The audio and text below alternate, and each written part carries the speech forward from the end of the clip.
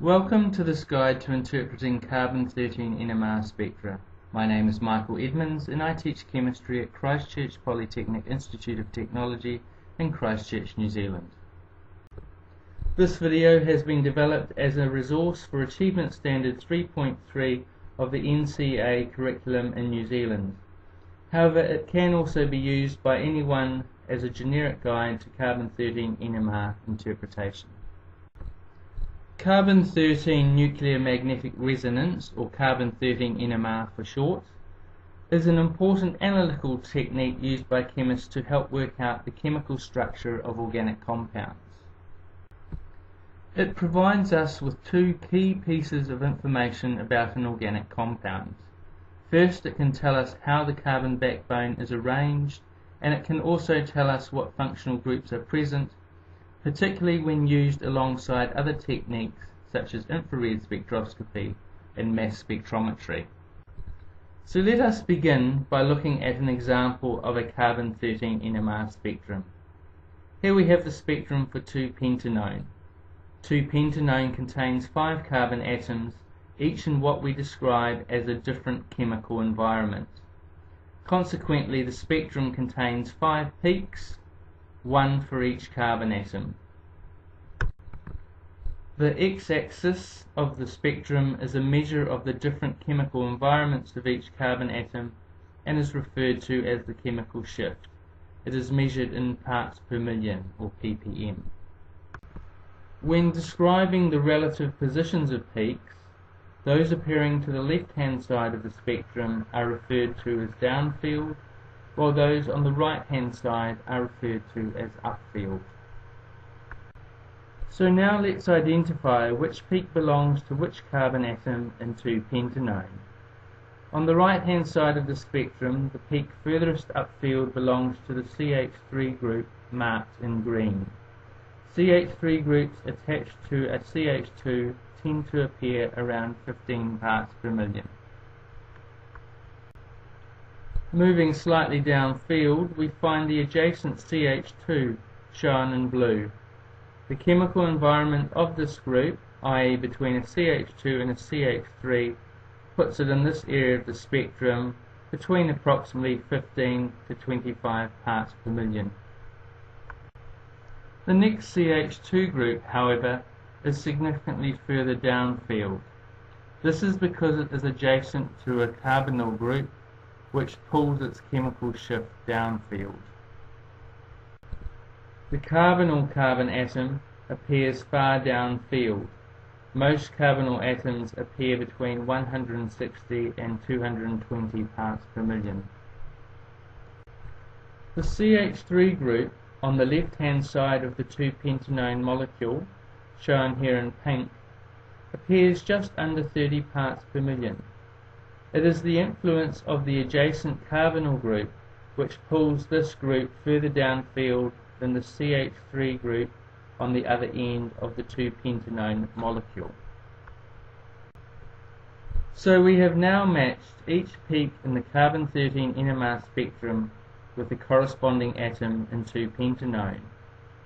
In order to be able to do the same with other different carbon-13 NMR spectra, we need to learn some general rules and patterns for carbon-13 NMR interpretation. This table outlines where different types of carbon atoms appear on a carbon-13 NMR spectrum. Carbon atoms in simple alkanes or in alkyl chains appear at the upfield end of a spectrum. As a general rule, CH3 groups are slightly further upfield than a CH2 group in a similar environment. Carbon groups attached by a single bond to atoms such as chlorine, bromine, oxygen or nitrogen are found in the region between 35 and 100 parts per million. The carbon atoms of an alkene group appear between 100 and 150 parts per million, while those in carbonyl groups occur closer to 200 parts per million. Moving on to another example, let us use what we have learnt from this table to identify the peaks in hexane. We will also use this example to see what effect symmetry in a molecule has on the number of peaks appearing in the carbon-13 NMR spectrum. Hexane contains 6 carbon atoms, however its carbon-13 NMR spectrum has only 3 peaks. Why is this? Hexane is a symmetrical molecule, as indicated by this red line of symmetry. Consequently, the CH3 groups at either end of the molecule occupy chemically equivalent environments. So do the adjacent CH2 groups, and so do the 2 central CH2 groups. Consequently, this explains why there are only 3 peaks in the carbon-13 NMR spectrum of hexane. With regards to the relative chemical shifts, we see that the CH3 groups occur upfield from the CH2 groups. This is typical for organic compounds. Linear alkanes such as hexane, which contain an even number of carbon atoms, will have half as many peaks as there are carbon atoms. So what do you think will happen with the linear alkane such as pentane, which contains an odd number of carbon atoms? How many peaks will we see in the carbon-13 NMR spectrum of pentane? You might like to pause the video now to think about the answer to this question. In a linear alkane containing an odd number of carbon atoms, the plane of symmetry runs through the central carbon atom. Therefore, the number of carbon-13 peaks can be worked out by dividing the number of carbon atoms by 2 and then by rounding up to the nearest whole number. For example, in the case of pentane, 5 divided by 2 equals 2.5, which rounds up to 3. The carbon-13 NMR spectrum for pentane has 3 peaks. Again, notice that the CH3 groups are upfield from the CH2 groups. Before we move on to other organic groups, here is a question for you. For the octane molecule shown above, how many different carbon environments are there, and therefore how many peaks would you expect to see in the octane carbon-13 NMR spectrum? Pause this video to give yourself time to answer. If you answered 4, then well done, you are correct. As you can see, the line of symmetry divides the molecule into 2 identical sections, affording only 4 different chemical environments. Let's now move on to look at the effects branched alkanes can have on symmetry. How many peaks would you expect to see in the carbon-13 NMR of the following compounds? Stop the video now and see if you can work it out. In this first example, that of 3,4-diethylhexane, we can identify 2 lines of symmetry which cross in the centre of the molecule. Consequently, there are only 3 different carbon environments in this molecule, and there will only be 3 peaks on the carbon-13 NMR spectrum of this compound. In the second example, that of 2,2-dimethylbutane, we can identify a line of symmetry shown in red. There are only 4 different carbon environments in this molecule due to the symmetry around the line shown in red. By rotating the carbon bond between the green and the yellow carbon atoms, all of the blue methyl groups are indistinguishable from each other. Looking at the chemical shifts in 2,2-dimethylbutane, we see, as expected, the carbon of the CH2 group is furthest downfield, while the carbons of the CH3 groups are upfield, with the CH3 carbon adjacent to the CH2 group being furthest upfield. Looking at our final example, that of 2-methyl-5-ethylheptane, we can identify 2 separate lines of symmetry which create chemically equivalent environments. Consequently, there are only 7 different carbon environments in this 10-carbon molecule. Now that we have seen how chemical equivalence occurs in alkanes, let us examine how the presence of a single substituent, or X group, where X equals chlorine, bromine, hydroxyl or amine groups, can affect both the chemical shift and the symmetry of an organic molecule. In this first example, we can see by placing a new functional group, for example chlorine, at the end of an unbranched alkane, symmetry is removed. For example, in 1-chloropentane, by placing chlorine at the end of the carbon chain, none of the carbon atoms are now chemically equivalent. If we now look at the carbon-13 NMR spectrum of 1-chloropentane, we can see the effect that the chlorine substituent has on the chemical shift. The carbon atom closest to the chlorine atom is shifted the furthest downfield, and as we move along the carbon chain away from the chlorine atom, the chemical shift moves upfield, with the CH3 furthest to the right-hand side of the spectrum, i.e. the furthest upfield.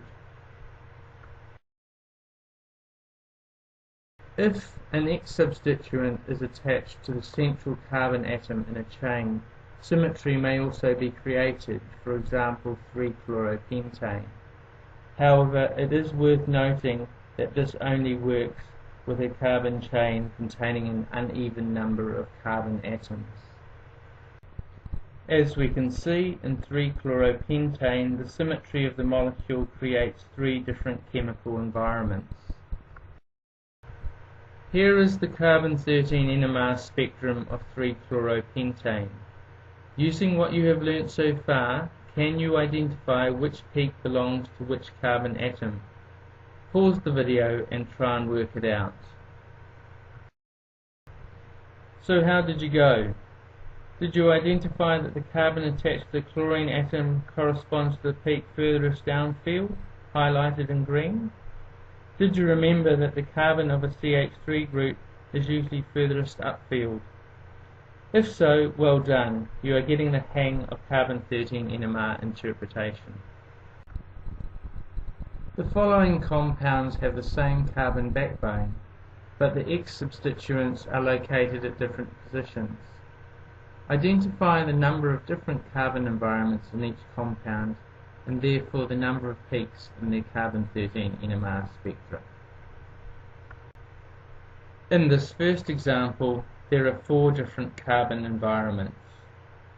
Notice how the carbon adjacent to the OH group corresponds to the peak furthest downfield on the carbon-13 NMR spectrum, while the CH3 groups remain in the upfield region. The CH3 groups are indistinguishable from each other and therefore are chemically equivalent. In this next example, there are also 4 different carbon environments. The carbon atom adjacent to the substituent, in this case the NH2 group, again corresponds to the peak furthest downfield on the carbon-13 NMR spectrum. And again we see that the carbon atoms of the CH3 groups are furthest upfield, with those of the 3 equivalent CH3 groups slightly downfield of the other CH3 group. In the third example, there are 5 different carbon environments. Placement of the substituent, in this case bromine, on one of the previously chemically equivalent CH3 groups creates a new non-equivalent carbon atom. Before we move on to looking at the carbon-13 NMR spectra of alkenes, let us finish with one more worked example to see how an X substituent can affect the chemical equivalence in a previously symmetrical molecule. As you can see, this molecule, 2-methyl-5-ethylheptane, has 2 areas possessing symmetry, represented by the rectangles. If we add an X atom or substituent, in this case bromine, to the carbon atom at the center of the symmetry remains. However, if we add the substituent to one of the carbon atoms in the branches, we lose the symmetry and previously equivalent carbon atoms become non-equivalent. If we look at the other section containing symmetry in this molecule, addition of the X substituent, in this case chlorine, at the carbon atom at the center of the symmetry does not affect the number of chemically equivalent carbon atoms. However, attachment of chlorine to any of the carbon atoms in the branches increases the number of chemically non-equivalent carbon atoms. Finally, addition of the X group or substituent to either of the central carbon atoms will have no effect on the number of chemically equivalent carbon atoms. Now let's look at the carbon-13 NMR spectra for alkenes. The peaks for the alkene carbon atoms are fairly easy to identify, as they typically fall between 100 to 150 parts per million. Their exact chemical shift will of course depend on what other groups are also present in the alkene molecule. In this first example, that of 2-hexene, we can see 6 peaks in the carbon-13 NMR spectra, 1 for each carbon atom. This indicates that there is no symmetry within this molecule. 2 of the peaks fall between 100 to 150 parts per million. These are the 2 carbon atoms involved in the carbon-carbon double bond. As we move upfield from these 2 peaks, the next 2 peaks correspond to the 2 CH2 groups, with the last 2 peaks furthest upfield corresponding to the 2 CH3 groups. In our next example, that of pent 4-ene-2-ol, we can see 5 NMR peaks for a molecule containing 5 carbon atoms. Hence there is no symmetry and no chemical equivalence. Starting at the left-hand side or downfield end of the spectra, we first see the 2 carbon atoms involved in the carbon-carbon double bond in the 100 to 150 part per million region. Moving upfield, the next peak at approximately 67 parts per million is that of the carbon adjacent to the OH group. Remember, carbons with substituents such as OH, bromine, chlorine and NH2 tend to appear in the region between 35 to 100 parts per million. The last 2 peaks belong to the remaining CH2 and CH3 groups. As expected, the CH3 group is the furthest upfield. The chemical shift for both of these groups is slightly higher than would be expected in an unsubstituted alkane. This is because of the effect of the nearby OH group, which moves them slightly downfield. When it comes to alkanes, chemically equivalent carbon atoms can be identified by a line of symmetry perpendicular to the carbon-carbon double bond, or by locating a symmetrical 180-degree rotation about the carbon-carbon double bond. Even a minor change to the symmetrical structure will remove the symmetry and therefore the chemical equivalence. For example, change of an ethyl group to a methyl group.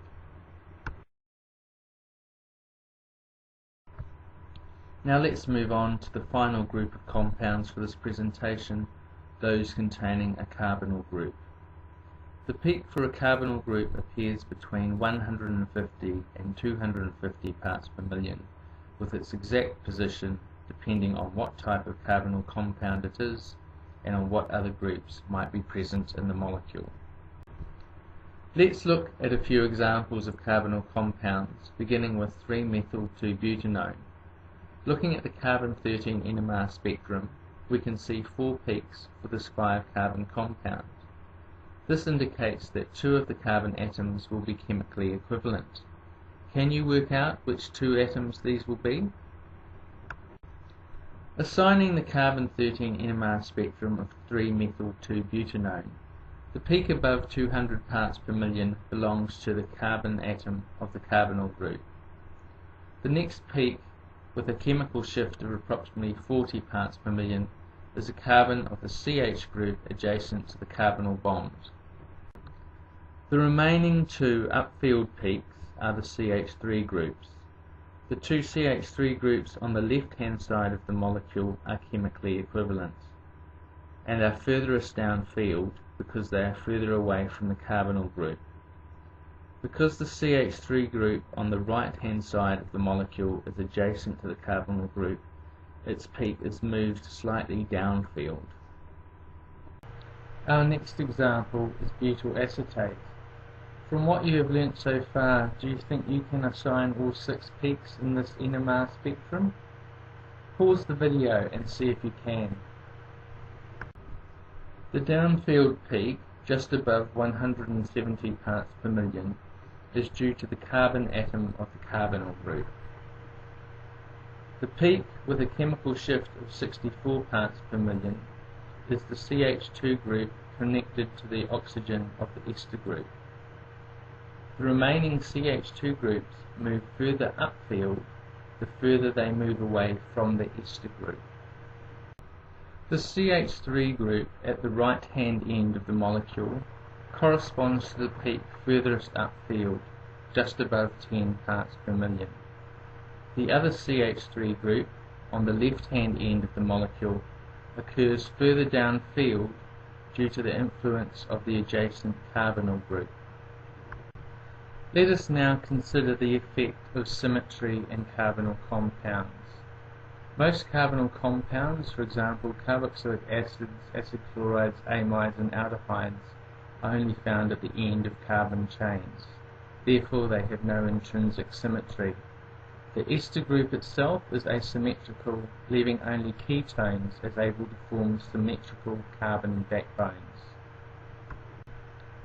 The structure of ketones places them in the carbon backbone of organic compounds, so symmetry is straightforward to identify by drawing a line of symmetry through the carbonyl compound. Here is an example of a symmetrical ketone, 2,4-dimethyl-3-pentanone. See if you can identify which peaks correspond to which carbon atoms, and explain why there are only 3 peaks for a compound which contains 7 carbon atoms. Based on what we have learnt so far, you should be able to identify the peak just under 220 parts per million as belonging to the carbon of the carbonyl group. Hopefully you also identified that the 2 chemically equivalent CH groups would be the peak just under 40 parts per million, shown in yellow. Finally, the upfield peak belongs to all 4 CH3 groups, which are chemically equivalent. We have now covered basic interpretation of carbon-13 NMR spectra for simple organic compounds. To summarize, carbon-13 NMR spectra are an important resource for chemists studying organic compounds. The chemical shift of a peak gives an idea about what functional groups are present, while the number of peaks can indicate if there is symmetry within the organic molecule. Finally, skills interpreting carbon-13 NMR spectra only come with practice. If you are interested in looking at more carbon-13 NMR spectra, the Spectral Database for Organic Compounds is an excellent resource. This can be readily accessed by going to the address listed below. All of the spectra used in this presentation were obtained from the Spectral Database.